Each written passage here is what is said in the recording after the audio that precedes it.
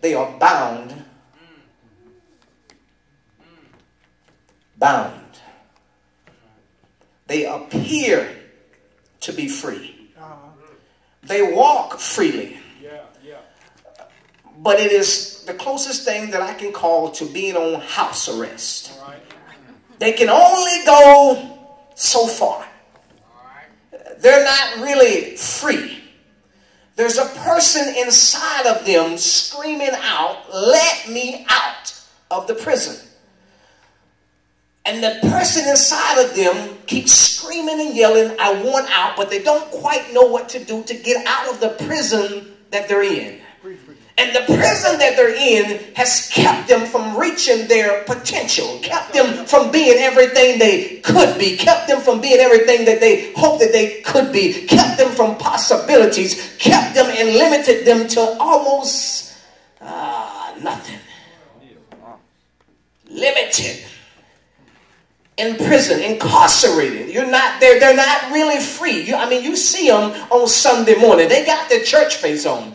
They know how to play church, but they're not really free. I need to talk to the young brothers. Maybe I should just go over and talk to the young brothers. Have you ever seen them stroll down the aisle? They look real refined when they come to church, but if you wait on them to worship, you'll quickly find out there's no worship in them. Oh, I'm going to preach tonight. And you get to church and you find that you're sitting beside somebody that does not want to worship like you want to worship. I don't know who they came to worship, but they didn't come to worship the same Jesus that I came to worship. Because if they love the Jesus like I love the Jesus, you could see it in their praise. They're in prison. They're bound. They're chained. They're not really free. Perhaps life has stole their dreams. Perhaps life has stole their joy, their hope. If you take a walk through Newtown, I'll tell you what you'll find, young brothers. What you will find is a group of young men, some boys, older men, who have sold out or dropped out. They've left the church because they decided they wanted some easy money. Some slang, some bang is their thing. I can't call it. Oh yeah, I'm going to get there. But they don't have what they used to have. The potential is there, but locked up inside of them. Some of them go to the graveyard with the potential inside of them, but it never comes out. They live in prison all their life, not able to get out.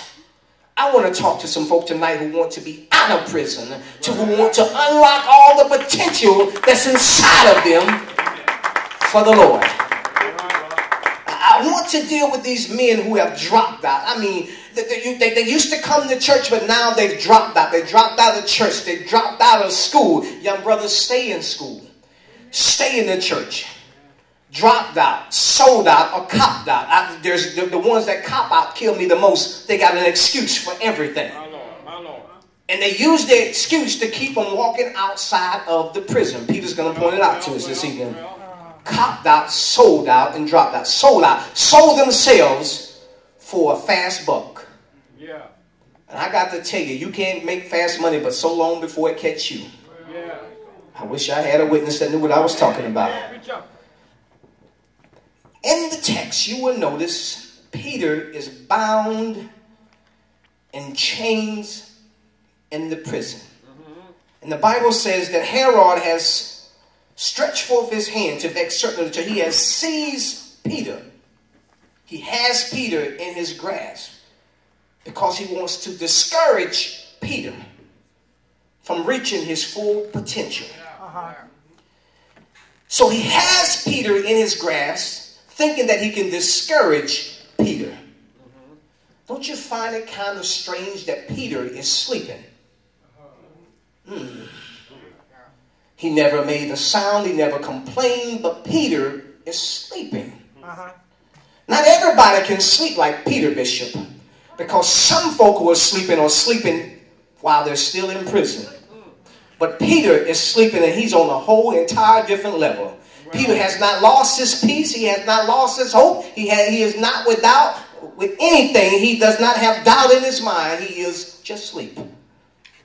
Just sleep. But the ones who fall asleep along the way never really reach their true potential that they have inside of them. I know you saw them. You look around, you can still see them from time to time. They show up for just a little while and then they leave again. They never truly unlock what's inside of them. But I want to walk you through the text this evening and show you how to unlock the potential that's inside of you. Herod has his hand on Peter, has Peter locked up, but Peter is not discouraged. See, the enemy knows that if he can discourage you, he can detain you. And Herod has Peter detained now. And if he can detain you, he can depress you. And if he can depress you, then he can defeat you. I like this thing. I like the way it's working out here. But he's got to be able to hold on to you a while enough to take away your hope. Take away your joy. Take away your inspiration. Take away your motivation. He's after something. Take away your determination. The enemy is after that which you have inside of you. He does not want your money. He does not want your time. What he wants is your mind. Because if he can get your mind, then you can never reach the place you're supposed to reach in the first place. God help me to preach for just a little while. So we find in the text that Peter was sleeping between two soldiers bound with two chains. I want you to pick this up. The Bible says in verse 4 that there was four quaternions of soldiers. That's 16 soldiers. I want you to notice how the enemy multiplies the problems around you to keep you from reaching your full potential. You ever notice how problems come one after another? It seems like you're just not quite out of this problem, and there's another problem and another problem. He surrounded Peter with 16 soldiers to discourage him from trying to move on. Can you imagine? Does it really take 16 soldiers to detain one man? But if I can surround him, I can detain him and take away any thought he has of ever moving on to the next level. Is there anybody that just wants to move on to the next level? But you find that every time you get ready to go to the next level, there's one more problem. Every time you get ready to go to the next level, there's one more this and one more that. I don't have this and I don't have that. It's just the enemy trying to discourage you. I'm working on something, but it's got to cook slow tonight. So I want you to see that he's got Peter, but Peter is not discouraged. He's detained him, but Peter is not without hope. He's just sleeping right now. But the angel of the Lord came, and the Bible said that the light shined in the prison. I want to tell you that no matter how dark it is right now in your life, that God is still shining the light right where you are.